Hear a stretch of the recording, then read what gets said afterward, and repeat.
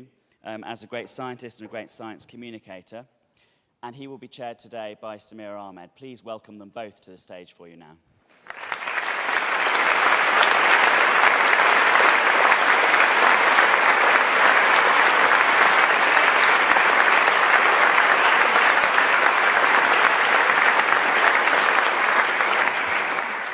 Welcome to you all, and especially to Professor Richard Dawkins, who, as many of you will know, is Vice Chairman of the British Humanist Association. Now retired from Oxford University, so an emeritus professor. He was its Professor for Public Understanding of Science for 13 years till 2008, and his work as an evolutionary biologist here has engaged a global and, crucially, a general public with such best-selling books as The Selfish Gene and The Blind Watchmaker. As the man who popularised the concept of the meme, his often controversial interactions on social media, notably Twitter, and the memes that have resulted from some of his pronouncements have been interesting to watch too, and I'm sure we'll talk about them a bit. His book, The God Delusion, has sold more than 2 million copies and been translated into 31 languages, and it has been a prominent part of his campaigning. It's been directly linked to a significant rise in the number of self-declared atheists in the United States, where the Richard Dawkins Foundation campaigns particularly actively against religion in public life and in politics. And Professor Dawkins' book, The Magic of Reality, aimed at children, is part of his focused campaigning against religious schooling, which he regards as child abuse. And Professor Dawkins' public debates with religious leaders, such as the former Chief Rabbi of England and Wales, about the existence of God, illustrate his commitment to promoting atheism and taking on those debates publicly. So I'll be interviewing Professor Dawkins first, and then we will have plenty of time for questions. And I've just got to load my questions, sorry. Go. You took on campaigning against religion about the age when many people start planning on just retiring and kind of making peace with those issues. So why did you get active in the last 10 years? It's been a lifelong, it's been a lifelong thing. I mean, I wouldn't say that I started recently. The God Delusion is a relatively recent book, but really all my books are implicitly atheistic. The God Delusion is rather more explicitly atheistic. Why on earth would you stop just when you reach retirement age? And it seems to me to be every bit as important now as it ever was. And I want to go on to the end, which I trust will be a long time hence. Well, you're Vice Chairman of the British Humanist Association. Do you think there is an important distinction between atheism and humanism? Well, I suppose atheism is an intellectual position about whether or not there exists a supreme being, a supreme creator. There's some dispute about whether atheists say there positively is no supreme being, or whether atheists say there is no positive evidence for one, and therefore we're going to live our lives as though there is none. And you haven't asked me about that distinction, so I won't make a big thing of it. I mean, Darwin called himself an agnostic after Huxley, and other people who call themselves atheists, meaning pretty much the same thing as Darwin meant by agnostic. But a humanist I take to be an atheist plus some kind of moral position, some kind of ethical position, some kind of perhaps political position. So we are not only atheists. If we're humanists, we are atheists who take a moral stand based upon rationality, based upon rational moral philosophy, on rational ethics. So we take our atheism further and bring it into the political and the social arena. And I think it is a very important distinction. And I wonder, particularly if one looks at America, atheism has always been a dirty word there, and it's been associated very much historically through the Cold War with communism. Do you think atheism will always be a dirty word there anyway? It's a curious thing. You're right that in America it is a dirty word, and many people have, as you say, traced that back to McCarthyism and the association of atheism with communism. And there was a time in American circles when atheism and communism more or less went together as a single word, rather like strident atheism does today, as though it was all one word. So atheism still is a dirty word in America, and various people in America have sought to use just another word for exactly the same thing, like non-theist or bright or something like that. And I vacillate. It's a political decision, really, what's the best thing to call ourselves. I think I'm kind of veering towards saying, let's grasp the nettle, let's go on calling ourselves atheists and make people understand what it means, that it's actually rather a benign thing. There's nothing sinister, nothing aggressive about being an atheist. But there are many Americans who feel that the more softly approach is more politically expedient, and therefore use a word like non-theist or secularist or bright or something like that. And you can see why that's the heart of the discussion now, in a way, isn't it? That it's one thing feeling that you're right, it's another thing actually winning over hearts and minds. That's right. I mean, the polls in America suggest that if you define atheist in a sort of more neutral way, as secularist, non-believer, sometimes they're called the nuns, then you find about 20% of Americans fall into that category. But if you define it as if you use the word atheist, then it drops to about 2%. So just simply changing a word for exactly the same thing. Julia Sweeney, I've often told this story, but it's very, very funny. Julia Sweeney, the American comedian who did this wonderful one-woman show called, I think, was it Letting Go of God, something like that, describing her own escape from Roman Catholicism. And it's a very, very amusing, very witty one-woman show. And towards the end of it, she describes her mother's reaction when her mother read in the paper that she was an atheist, and her mother said this, said, "Well, I don't mind you not believing in God, but an atheist?"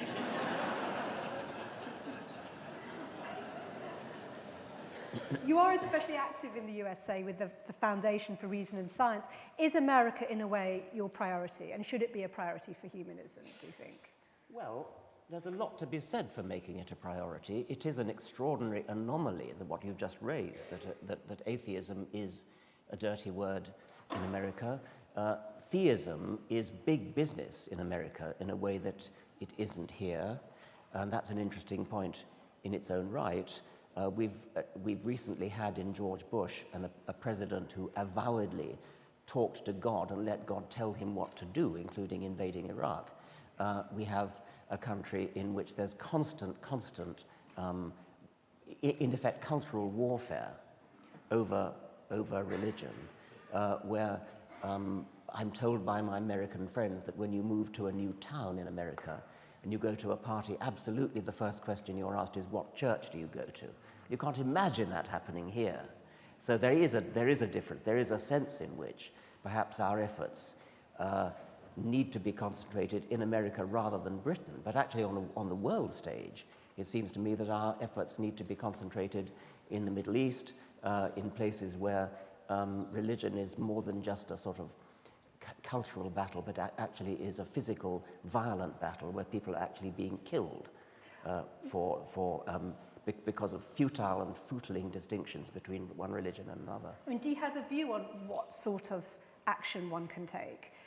We've heard from some very brave campaigners in some of these countries, but when you look at the scale of it and you look at how entrenched religious establishments are in running countries, reasonably, what are the first steps towards that? It's a very difficult thing. If you're talking about the Islamic world well, now. Yes, particularly countries, I mean, like Saudi Arabia, which are allies of Britain. I mean, so much of the Middle East.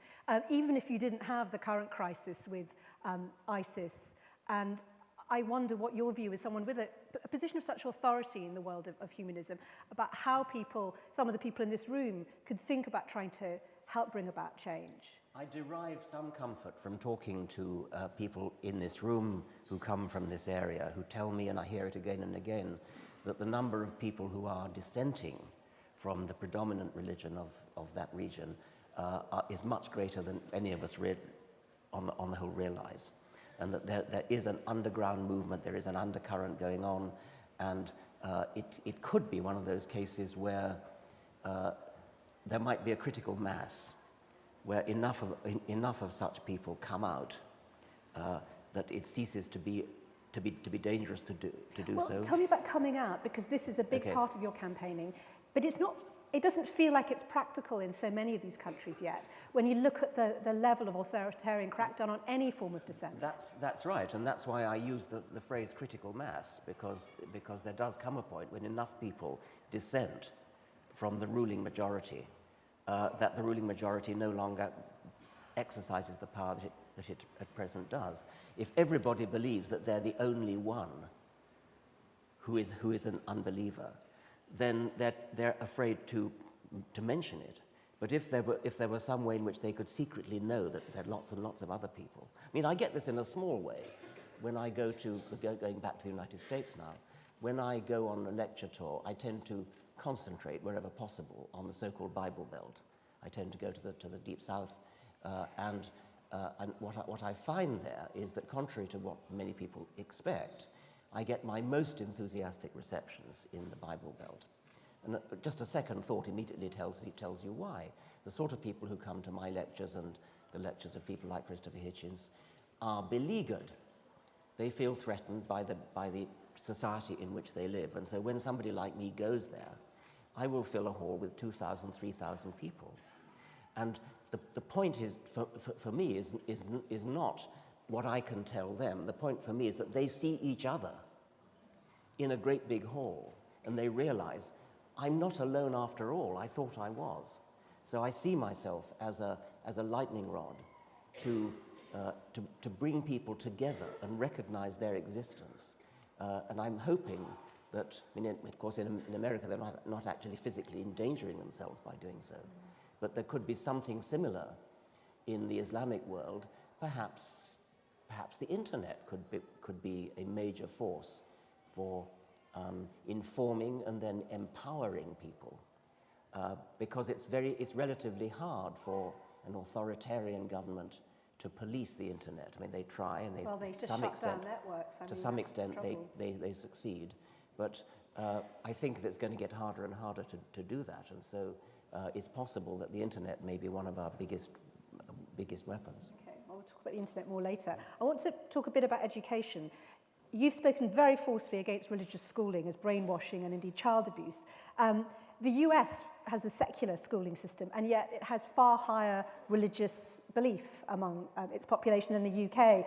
And I know that the UK is its own little area, but the UK has faith schools, and I wonder, is the actual principle of a secular schooling system necessarily a solution? I mean, is America's education system better? Well, the paradox has been noted that in places like Britain, where we do have an established church and where we have faith schools sponsored by the government, supported financially by the government, we are a relatively unreligious country, with the notable and sinister exception of Islam. But as far as Christianity is concerned, in this country, Christianity is dying. Do you really think that, given the rise of schools that are promoting creationism? I mean, there's a great deal of concern about new Christian fundamentalism. There is a certain concern of the rise of neo-fundamentalism in Britain.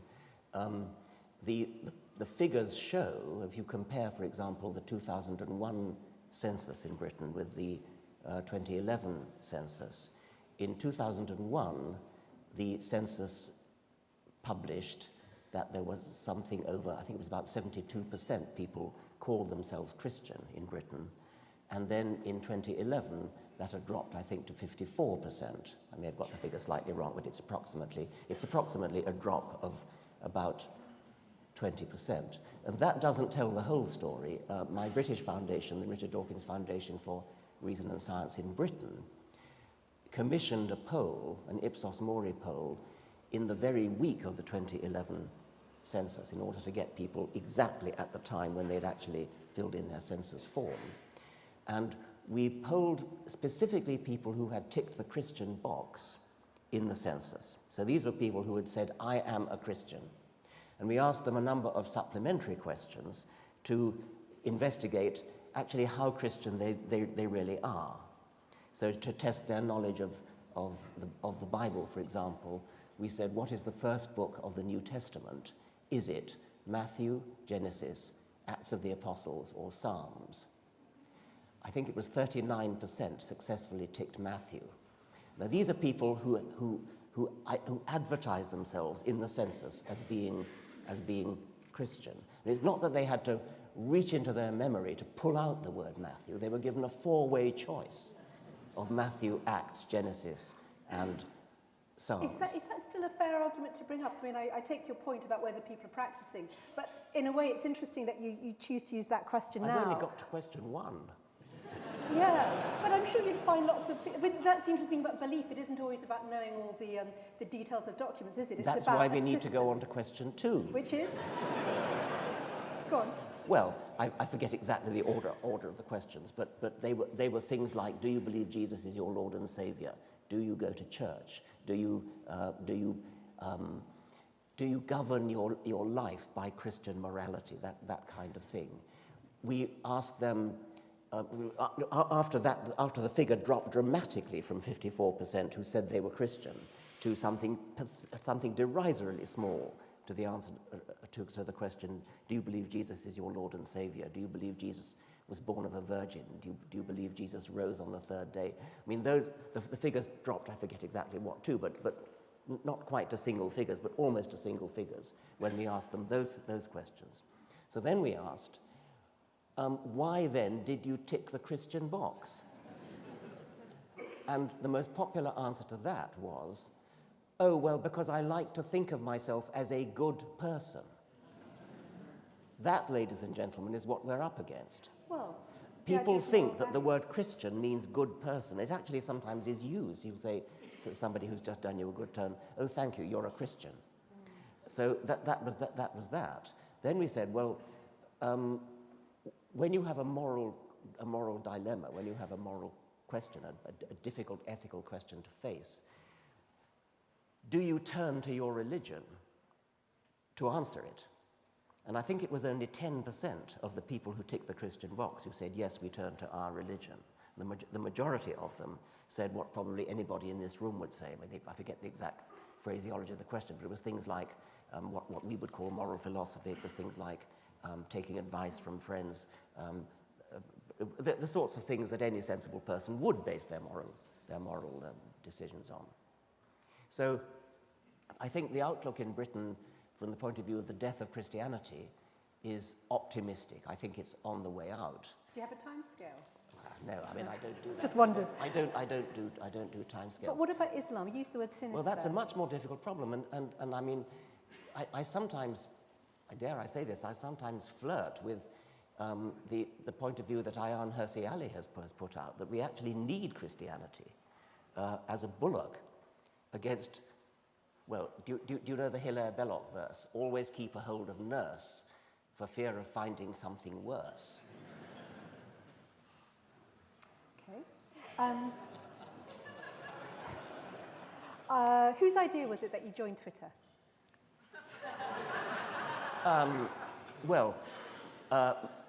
The people who run my foundation had been tweeting on my behalf for quite a long time, and they built up the number of followers. God knows what the followers means, but they built it up to about 300,000 and persuaded me that this was a significant number. I mean, it compares favorably with the circulation of some of our great newspapers in this country, for example, and that it might be a good idea if I started tweeting myself. So I took that up about 2 years ago. And you are very enthusiastic on it. I mean, well, I think it's a very, I mean, as a student of memetics, I think it's a very interesting medium. The discipline of reducing what you have to say to 140 characters is difficult. It's almost an art form, and I find it an interesting challenge. I think it's quite useful for just putting a thought out there. I think it may not be very useful, I'm positively sure it's not very useful for actually making a coherent argument. You need to do that at greater length.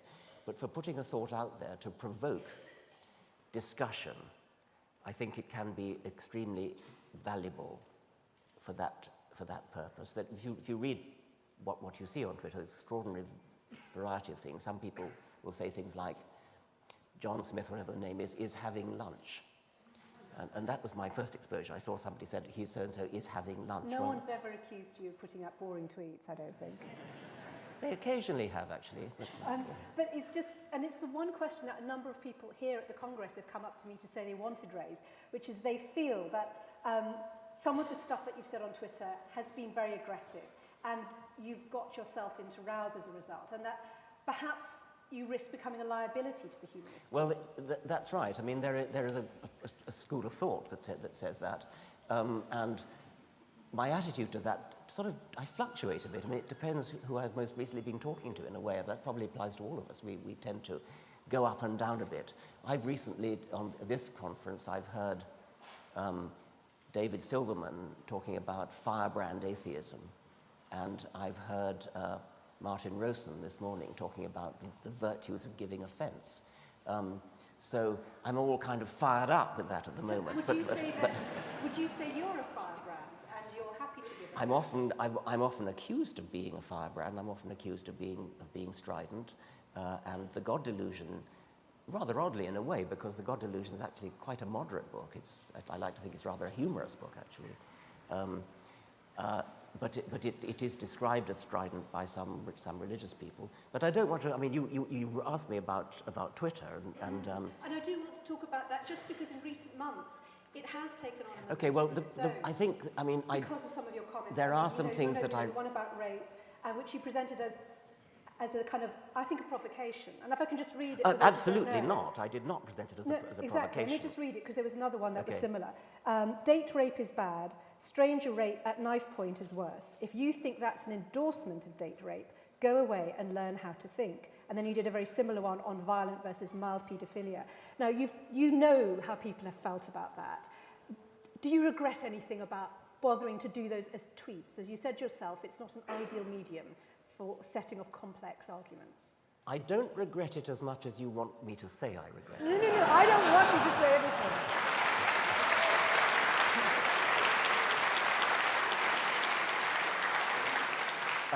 There are a whole lot of things going on. I'm actually slightly sorry you raised this, because I'm not sure that an audience of 1,000 humanists is that interested in this rather petty matter. But I will answer it. It's the idea of that you put these ideas out there, they cause a huge reaction, and you've seen what's happened, and your thoughts now about this whole thing. Let's take the first one. Date rape is bad. Violent rape at knife point is worse. Now, the general point I was trying to make was a logical one, which was that to say that something X is bad and Y is worse should not ever be taken as an endorsement of the one that's not so bad. So if X is bad, Y is worse. You would be amazed at the number of people who take that to be an endorsement of X. To say X is okay, you can do X. Yeah. Now that is logically absurd, and it's pernicious. Now the next point is, why did you use rape rather than, somebody said, why didn't you say slapping somebody around the face is bad, breaking their nose is worse? Mm-hmm. I could have said that. It would have been completely pointless, because it's totally obvious. And actually, the general point is totally obvious. But you would be astonished at the number of people who I've seen on Twitter who, when I've said that anything is bad, something else is worse, they will take it as an endorsement. It came up with paedophilia, when I said mild paedophilia, by which, of course, I meant relatively mild paedophilia. I mean, this is a comparative statement. Relatively mild paedophilia is bad. Violent buggery is worse. Now, can anybody see? I mean, I myself, as probably many people in this room, have been the victim of mild paedophilia. Well, basically, you were abused at school. A teacher at school sat me on his lap, put his hand inside my trousers, and fiddled for about half a minute. Now, I said that that is not as bad as being violently assaulted, raped, perhaps something that would scar you for life. It's not as bad as this 15 seconds or 30 seconds, whatever it was, that I endured. Not as bad as somebody who gets raped by their father, say, every week for 5 years. Now, that is truly traumatic. That is a horrible, horrible, hideous thing to happen. And yet I was being accused of downplaying, denigrating the horror of paedophilia by saying that when a man put his hand inside my trousers for half a minute, that wasn't the worst thing that ever happened to me. Of course it wasn't the worst thing that ever happened to me. But when somebody is raped every week by his father or by his uncle or by his grandfather or by somebody like that, that very probably is the worst thing that ever happened to them.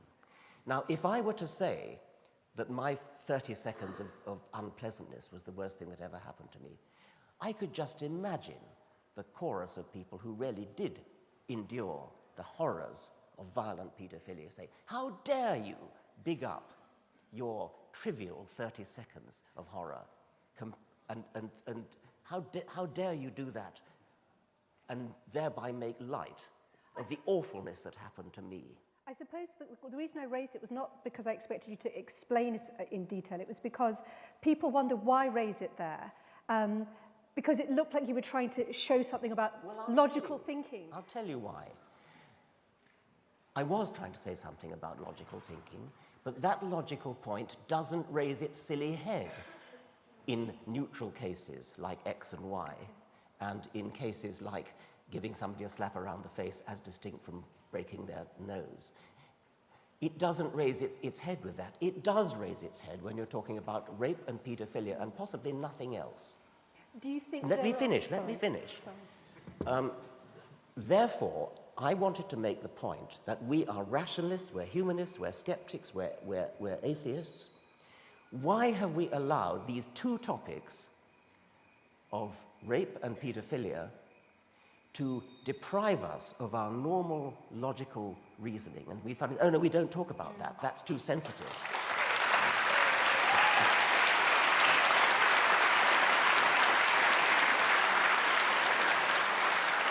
And I wrote this up on an article in my website, and I began with a fairly long introduction on the discipline of moral philosophy and how moral philosophers will take what may be painful cases. For example, a moral philosopher, a typical case might be, why don't we eat human roadkills? Typical moral philosophic dilemma. The person is dead already, so you're not killing in order to eat, whereas when you eat a cow, you do kill in order to eat. And you can, since you're doing philosophy, you're allowed to make the thought experiment as far-fetched as you like, and so you can say, this roadkill is unknown, he has no family, nobody to grieve for him, it's perfectly good meat, why not eat him? Well, I don't think you should, but it's the kind of thing that moral philosophers do.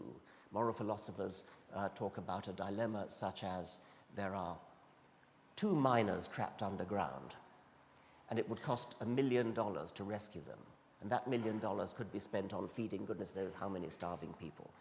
Do we spend the $1 million on rescuing the 2 miners, or do we instead leave the 2 miners to die and go and save thousands of lives? Again, I think we should rescue the miners, but it is a question that moral philosophers ask. Moral philosophers don't say, oh, you mustn't talk about that, it's too sensitive. And you still feel that way? There are no no-go areas for you still, despite the experience you've had on Twitter? I think that's right. I mean, insofar as there is a no-go area, it would be because I've learned that there are enough people on Twitter who will react in an emotional way to something which is supposed to be, which is attempting to be a purely rational discussion. If we're not rational in this room, what the hell are we? Okay.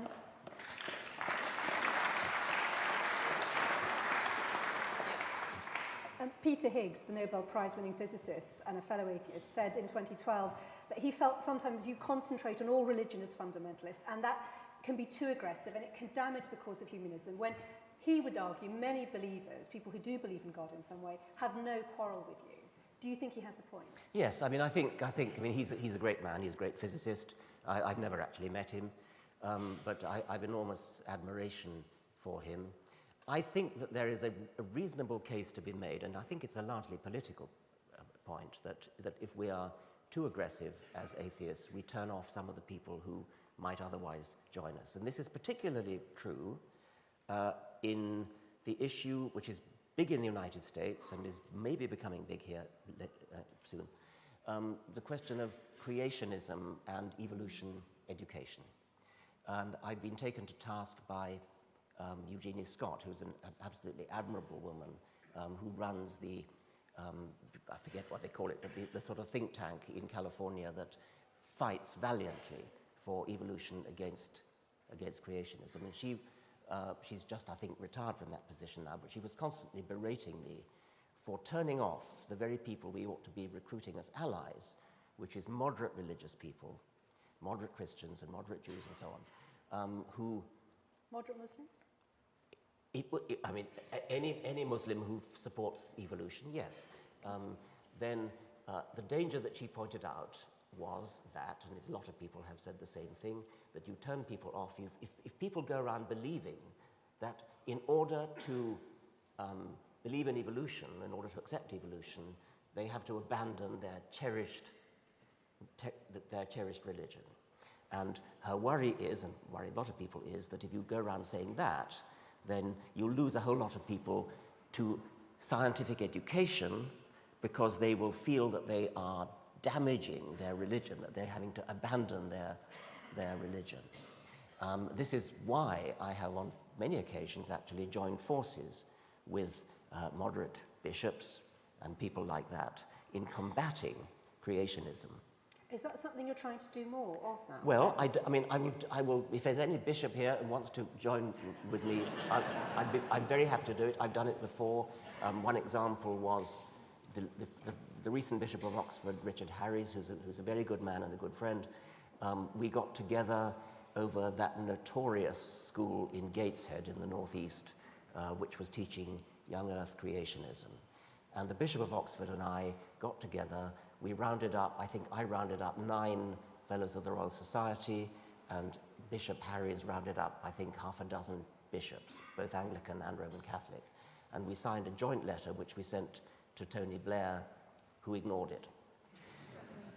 So that's the kind of thing that I'm extremely happy to do. But to go back to the point about people who fear to embrace evolution because they fear that that will be the death of their religion, I do have a slightly mischievous take on that, which is, if there are a lot of people in America who believe that, a lot of people in America who've been indoctrinated to believe that evolution is tantamount to atheism, we can prove that evolution is true. We've got the evidence. The evidence is absolutely cast iron. And therefore, if we persuade such people that evolution is true, maybe that will turn them into atheists. Okay.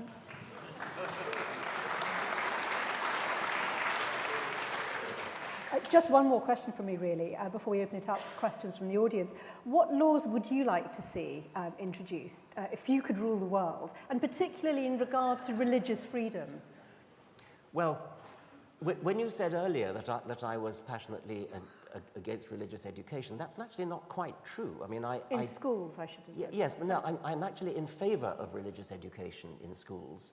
But that's very different from religious indoctrination. Right. So I think that it is, I mean, when we found that result, that only 39% of so-called Christians in the country can identify Matthew as the first book of the New Testament, I actually was rather shocked at that, because it seems to me to be it's part of our culture, is part of any person's education in this country, that they should know something about the Bible. You cannot appreciate European history unless you understand about Christianity and the Crusades and battles between Protestants and Catholics and things like that. You can't appreciate English literature unless you can take your allusions to biblical references, because there's so much of the Bible in literature. I mean, the Bible vies with Shakespeare as a sort of origin of common phrases that we all use and don't realize where they come from. And because, like Shakespeare, from roughly the same period, the King James Bible is actually rather beautifully written. So in a world ruled by Richard Dawkins, everyone would know the Bible, they would understand the history of religions as a sort of anthropological, cultural historical, yeah. Literary. But that, of course, is poles apart from indoctrination, yeah. where a child is told, you're in a Catholic school, you are a Catholic child, you believe this nonsense here. I mean, that's what you'd like to change, presumably, an end to faith schools? I would like to abolish faith schools in the sense of schools that are run by particular churches, particular denominations, which indoctrinate children in a particular religion, which are remarkably effective. I mean, the reason why there's so much bloodshed and violence in the Middle East is precisely because young young children have been indoctrinated from the cradle upwards. And they've been sent to madrasas, they've been taught nonsense. And they've been told this is Holy Writ, they've been told that you've got to believe this. And people really do believe it. As Sam Harris said, the thing to understand when you're talking about people like suicide bombers, these people really believe what they say they believe. And the reason they really believe what they say they believe is that they were told it as children at a vulnerable age. And the evidence that they do really believe it seems to me undeniable. The other big thing I have about children, and I've become almost a bore about this, is labeling of children.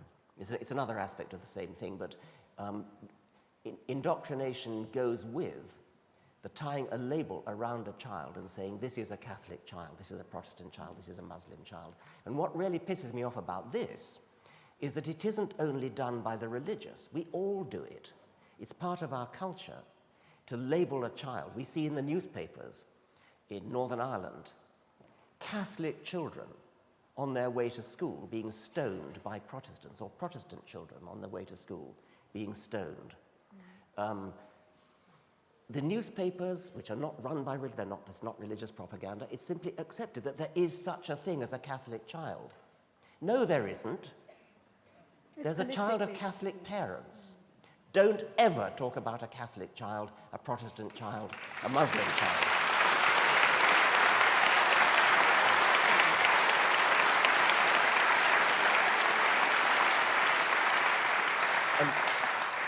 We're talking consciousness raising here. We're talking, it's exactly the same feat as was brilliantly achieved by feminists when they changed our language so that we no longer use sex pronouns when we mean neutral pronouns. We no longer use a phrase like one man, one vote. There's no law against talking about one man, one vote, but we've all had our consciousness raised. We don't do it anymore. If you hear somebody talking about one man, one vote, you flinch, you wince. We all do it, rightly so. We need to get people to wince and flinch whenever they hear talk of a Catholic child, a Muslim child, a Protestant child, and so on. That's consciousness raising. And that, I think, is the single biggest thing I want to do, is raise consciousness. And one way to do it in the case of labeling children is to say, there is an existentialist child. There is a postmodernist child. We don't do that, and if anybody did it, we would be shocked. We don't even say, there's a humanist child, at least I hope we don't. We say, there's a child of Catholic parents. This child may be a child of postmodernist parents, certainly, or existentialist parents, but we don't even dream of saying, therefore, it's a postmodernist child, an existentialist child, a secular humanist child. Why do we do it? Why do we accept it with respect to Catholic child, Protestant child, etc.? We have to leave it there, but remarkable place to end. Richard Dawkins, I can't thank you enough for your time and your honesty, for your terrific questions. I think a big round of applause for our guests.